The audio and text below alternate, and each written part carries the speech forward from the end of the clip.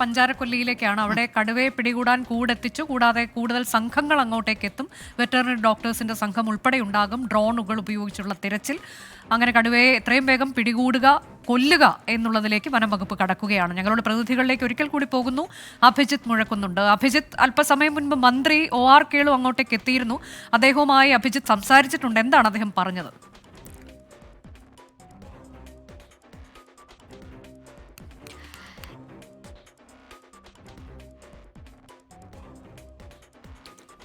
വയനാട് പഞ്ചാരക്കൊല്ലിയിൽ സ്ത്രീയെ കൊലപ്പെടുത്തിയ നരഭോജി കടുവയെ പിടികൂടാനുള്ള കൂടെത്തിച്ചു. അതിനുശേഷം ഇപ്പോൾ മിനിസ്റ്റർ അവിടെ വന്നിരുന്നു.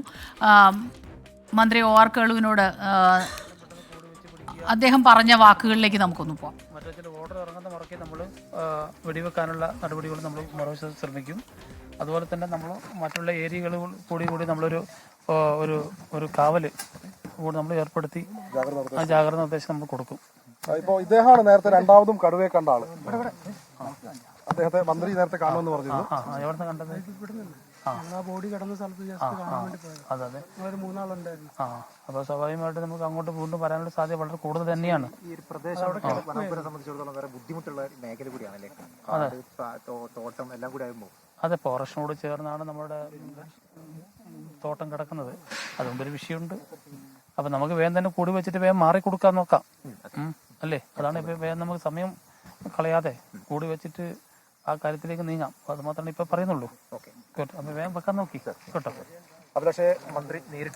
മന്ത്രി OR കേളു ആ ദൗത്യ സംഘത്തിനൊപ്പം ഉണ്ട്. ഇപ്പോൾ മാധ്യമങ്ങളെ കാണുകയായിരുന്നു മന്ത്രി. അപ്പോൾ പറഞ്ഞ കാര്യം ഇത് തന്നെയാണ്. എത്രയും പെട്ടെന്ന് തന്നെ ഈ കൂട് സ്ഥാപിച്ചിട്ടുണ്ട്. ഒപ്പം തന്നെ കടുവയെ കൊല്ലുക എന്നുള്ളത് മാത്രമാണ് ഇപ്പോഴത്തെ ഇപ്പോൾ അതുമാത്രമേ ഒരു പരിഹാരമുള്ളൂ, അടിയന്തര പരിഹാരം. വലിയ പ്രതിഷേധമായിരുന്നു ഇന്ന് രാവിലെ മുതൽ. അതിനുശേഷം രാധയെ അതൊരു ദാരുണമായ അന്ത്യമായിപ്പോയി. അതിനോടൊപ്പം തന്നെ പിന്നീട് ഈ കടുവയെ കണ്ടു എന്നുള്ളതും വലിയ ആധിയാണ്, ആശങ്കയാണ്, ഭയമാണ്. അപ്പോൾ എത്രയും പെട്ടെന്ന് തന്നെ കടുവയെ പിടികൂടി അല്ലെങ്കിൽ വെടിവെച്ച് കൊല്ലുക, ഈ ഒരു രീതിയിലാണ് കാര്യങ്ങൾ പോകുന്നത്. ഇപ്പോൾ 4 മണി കഴിഞ്ഞ് 49 മിനിറ്റ് ആയിരിക്കുന്നു. ഇരുട്ട് വീഴാൻ ഇനി അധിക സമയമില്ല. അഭിജിത്തും സുർജിത്തും അവരുടെ കൂടെ തന്നെ ഉണ്ട്. അഭിജിത്തിലേക്ക് പോവാം നമുക്ക്. അഭിജിത്ത്, മിനിസ്റ്റർ എന്തെല്ലാം കാര്യങ്ങളാണ് ഇപ്പോൾ പറഞ്ഞത്? ഇനിയിപ്പോൾ കൂടുതൽ പേര് ആ സംഘത്തിനൊപ്പം ചേരുന്നു, പരിശോധന ഊർജിതമാക്കിയിരിക്കുന്നു അല്ലേ?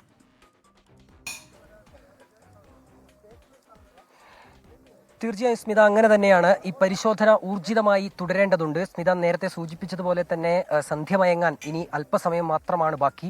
അതിനു മുൻപ് ഒരു നല്ല ലീഡിലേക്ക് ഇവർക്ക് എത്തേണ്ടതുണ്ട്. കാരണം കടുവയെ സ്പോട്ട് ചെയ്യുന്നതടക്കമുള്ള കാര്യങ്ങളിലേക്ക് എത്തുക എന്നുള്ളത് തന്നെയാണ് ഇവർ ലക്ഷ്യമിടുന്നത്. നേരത്തെ ഇപ്പോൾ മന്ത്രി ഇവിടെ എത്തി സംസാരിക്കുമ്പോൾ മന്ത്രി വ്യക്തമാക്കിയതും അതുതന്നെയാണ്. കാരണം ജനങ്ങൾക്ക് നൽകിയ ഉറപ്പുണ്ട്, ഈ നടപടിക്രമങ്ങളുമായി മുന്നോട്ട് പോകുന്നു എന്നവർ വ്യക്തമാക്കിയതാണ്. അപ്പോൾ അതുമായി ബന്ധപ്പെട്ട കാര്യങ്ങൾ ഏറ്റവും ഊർജിതമായി നടക്കും.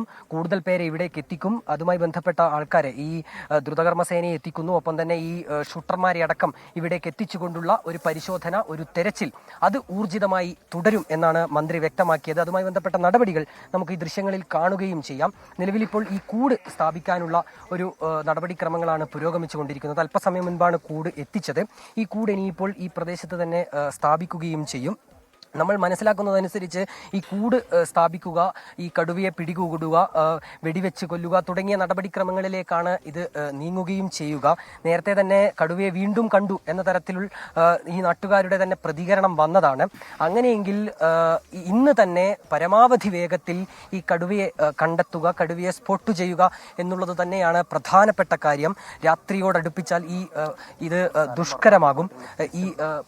അതായത് ഈ കടുവയെ ഐഡന്റിഫൈ ചെയ്യുക, കടുവയെ സ്പോട്ട് ചെയ്യുക എന്നതൊക്കെയുള്ള കാര്യങ്ങൾ അത് ദുഷ്കരമായ ഒരു നിലയിലേക്ക് മാറുകയും ചെയ്യും. ഏതായാലും അത്തരം ഒരു സാഹചര്യത്തിലേക്ക് കടക്കാതെ ഏറ്റവും വേഗത്തിൽ ഈ നടപടിക്രമങ്ങളുമായി മുന്നോട്ട് പോകുക എന്നതാണ് ഇപ്പോൾ വനം വകുപ്പ് ഉദ്യോഗസ്ഥരൊക്കെ തന്നെ ചെയ്യുന്നത്. ഇപ്പോൾ നിലവിൽ നമുക്ക് ഈ ദൃശ്യങ്ങളിൽ കാണാം, നമ്മൾ ഈ കാണുന്ന സ്ഥലത്ത് വെച്ചാണ് ഈ രാധയെ കടുവ പിടികൂടുന്നത്. രാധ നമ്മൾ ഈ കാണുന്ന ആ ദൃശ്യത്തിന് തൊട്ടപ്പുറത്തുള്ള ആ ഭാഗത്തു കൂടിയാണ് രാധ ഇവിടേക്ക് എത്തുന്നത്. ശേഷം ഇവിടെ നിന്ന് രാധയെ കടുവ ഇതിന്റെ വലതുവശത്തേക്ക് മാറി അവിടെ നിന്ന് ഒരു 150 മീറ്ററോളം ദൂരം അകലേക്ക് കടുവ കടിച്ചു കൊണ്ടുപോവുകയാണ്. അവിടെ വെച്ചാണ് ഈ തണ്ടർബോൾട്ട് സംഘം ഈ രാധയുടെ മൃതദേഹ ഭാഗങ്ങൾ കണ്ടെത്തുകയും ചെയ്തത്. ഏതായാലും ഇതിന് സമീപത്ത് വെച്ച് തന്നെയാണ് വീണ്ടും കടുവയെ കണ്ടു എന്ന് നാട്ടുകാർ പറയുന്നത്. അപ്പോൾ ഈ പരിസരത്തെവിടെയെങ്കിലും കടുവയുണ്ടാകാം എന്നുള്ളൊരു നിഗമനത്തിൽ തന്നെയാണ് നിലവിൽ വനം വകുപ്പ് ഉദ്യോഗസ്ഥരുള്ളത്. അതിന് തൊട്ടു സമീപത്ത് തന്നെയാണ് ഇപ്പോൾ ഈ കൂട് സ്ഥാപിക്കുകയും ചെയ്യുന്നത്.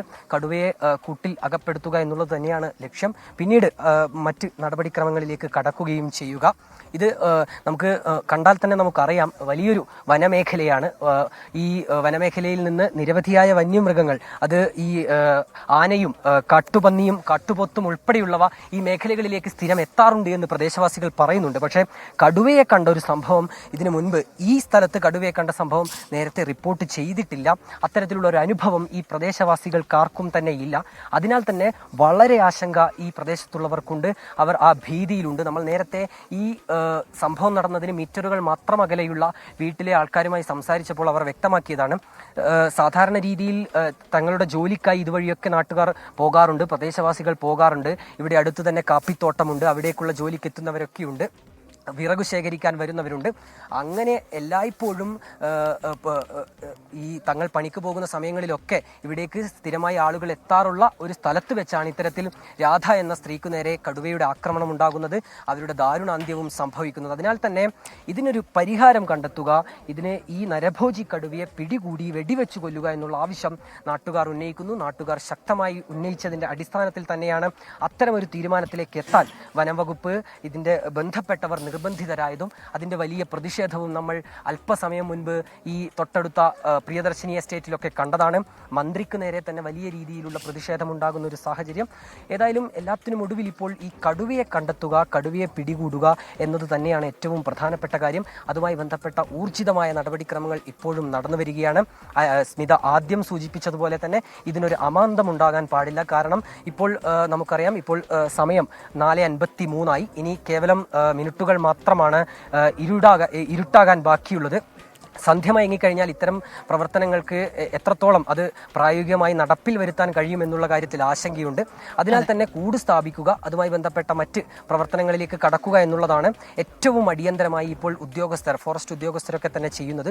കൂടുതൽ ദ്രുതകർമ്മ RRT സംഘത്തെ കൂടുതൽ പേരെ ഇവിടേക്ക് നിയോഗിക്കാനുള്ള തീരുമാനമൊക്കെ വന്നിട്ടുണ്ട്.